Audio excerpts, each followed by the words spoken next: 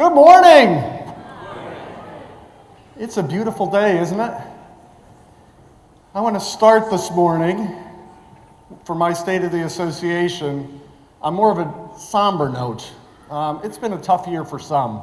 Some folks are not here due to disasters that have struck the country over the past year. So we want to keep in our thoughts those folks from the Asheville area, Augusta area, and now the LA area. What's heartening is so many of you have reached out to help those folks.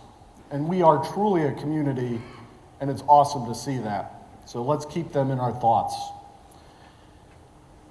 Onward.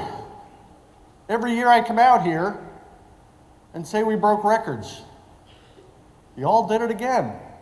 Look at those membership numbers. We're now over 8,000 CMA professional members. That is terrific. Thank you all.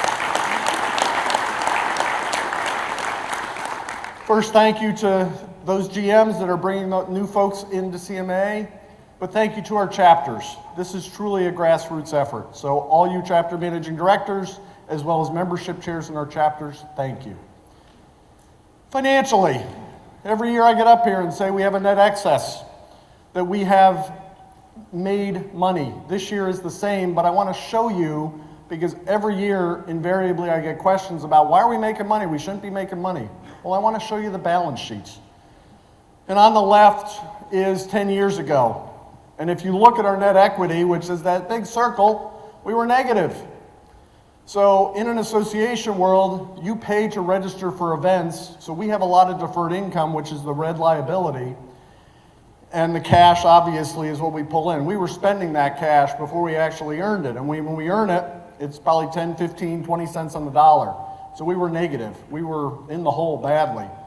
We are now out of that hole, as you can see, and we have some $2 million in member net equity.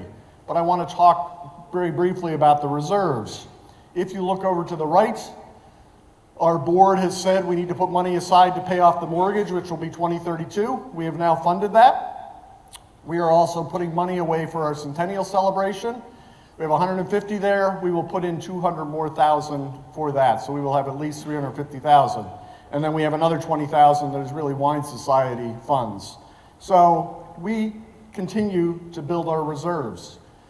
Our audit committee asked our auditors, what should we have as an association? And it's 4 to 6 months of, so that is several $1 million that we still need. So that is, as we pull in money, that is where it's going, but it's certainly very healthy.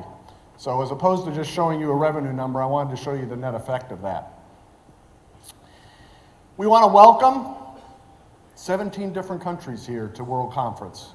We are truly a global community, and you can see all the BMIs and all our CCMs and all those folks that attended BMIs across the globe. So we thank all our partners.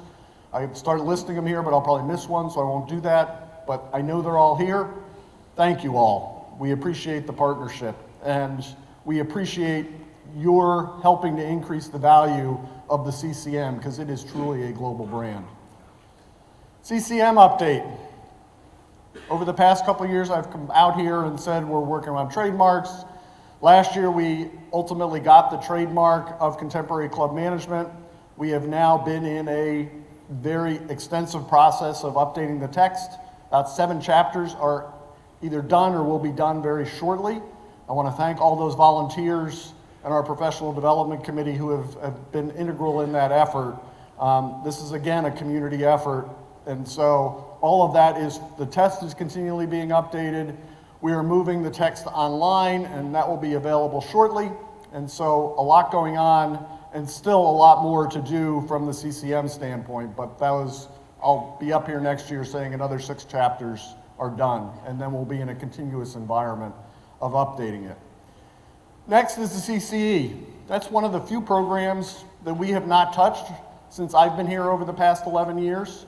And now an effort led by professional development that's now moved into a task force led by Joe Kren will go through the CCE, a review of the CCE program. And when I get up here next year, I'll be able to share exactly what it will look like, but I'm excited by this journey that we're on. We certainly have a solid CCM. The CCE we want to look at to say, how can we make this better? How can we create executive level education that will truly benefit all of us? So more to come there. World Conference last year, we hit, again, records. We had never been through 3,500 attendees. That includes you all, the exhibitors, spouses. We went through the 3,700 mark last year. This year we're at 4,000 people. It's unbelievable.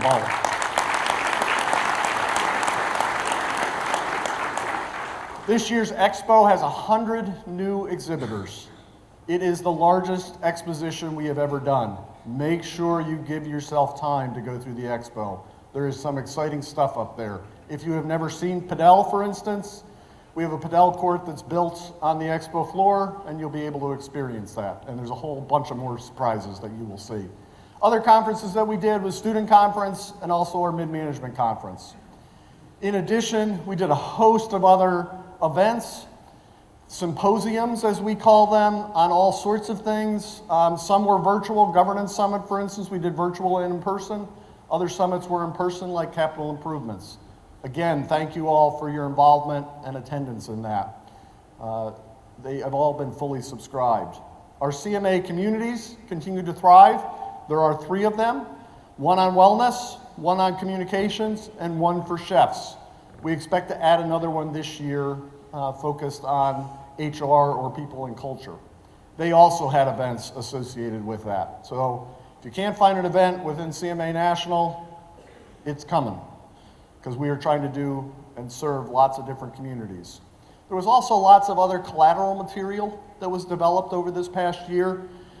Certainly leading off is the private club governance book that NCA invited us in to support that, and we appreciate that. We also worked with NCA and club benchmarking on creating a economic impact report that is truly representative of all of us, and that is exciting, the amount of impact you all have in our local communities. One of the key standouts for me was, if you look at UPS or Marriott and their employees, and you take clubdom overall in the US, we have more employees than a Marriott or a UPS. So it shows the impact you all have on your communities. There's also some other things there, CMA Leaders Perspective, Capital Improvements Guide, and Julie Brown, if you're here, thank you for being so integral in that. We're sorry you're leaving clubdom, but wish you well as you go on about your career. Strategic plan, I talked about this last year. It is now at a point where we are fully working towards that. You can see the 6 areas that we are focused on for you as a club professional. We're excited about where this will take us. So let me talk about some of the things that happened last year and extend into this year.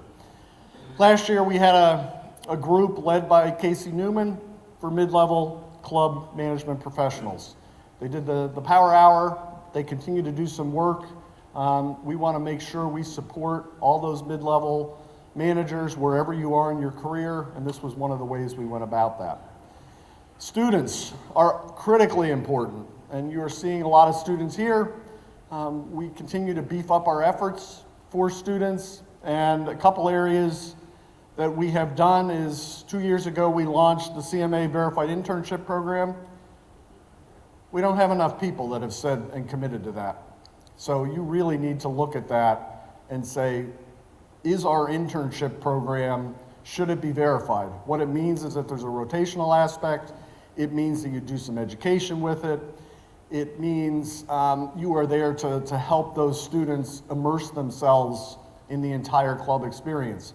We see this as a way to help bring more students into clubdom, because we're offering them not just hiring an intern to work at the pool, but we're offering them an experience that's going to want to make them stick in clubdom. So it's very easy. You fill out a form and you can become verified. We think over the next few years more students will focus on those verified, so please check it out. One of the other areas that we have focused on is our faculty. We need to make sure our faculty are up to speed on clubdom, particularly as new folks are coming in. So we used to have a faculty program that was funded by the foundation. We have relaunched that this year, into a faculty immersion program, and that they will integrate with all of you, and you will help them understand Clubdom. And it's really a 2-year program funded, or 18 months funded by the foundation. We're excited to hopefully expose new faculty to clubs, because a lot of faculty, when they come in, they may have some hospitality experience, but they really don't understand clubs. Board brief, we have relaunched.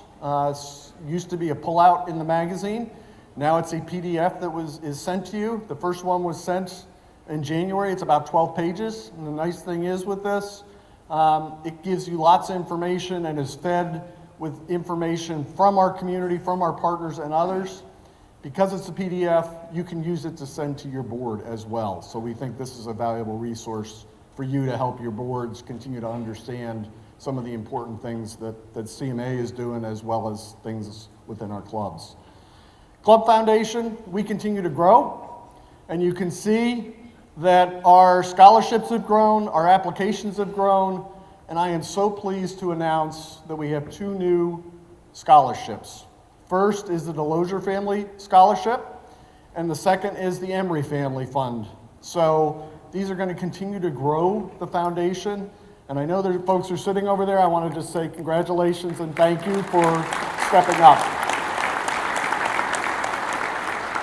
Those of you that go to the breakfast, you'll hear more about that, but this is a brand new announcement, and we certainly appreciate these 2 family units coming together and supporting the Club Foundation and supporting all of you. Speaking of the Club Foundation, we just recognize our partners. I think it's always important for you to understand that the partnership money that comes into CMA, after we take out the cost of whatever we are offering those partners, we then split that money in half. Half goes to CMA, half goes to the foundation. So our partners are huge supporters of the foundation, which goes back into scholarships for all of you. So make sure as you do business that you're talking to our partners and making sure they are part of that conversation. This is the first time in 10 years I've ever actually talked about advocacy, but I think it's important. We are in a new administration, and we have some big question marks. You may have some big question marks about what's going to happen in this administration. 2 areas that the administration is focused on is, 1, how do they generate more money for other programs that they are supporting? One of the rumors out there is looking at nonprofits and really eliminating nonprofit status except for charities. So that's a little bit concerning for us as an association and for many of you that are C7s. At this point, the focus seems to be more highlighted on like big hospitals that are making billions of dollars in profit, or an organization like the NCAA that makes $1 billion in profit. So it's not come down, the discussion hasn't really come down to our level, but please keep an eye on it, and if we need to mobilize, we will. Second is immigration, and we all, or many of us, take advantage of seasonal workers in the H-2B program.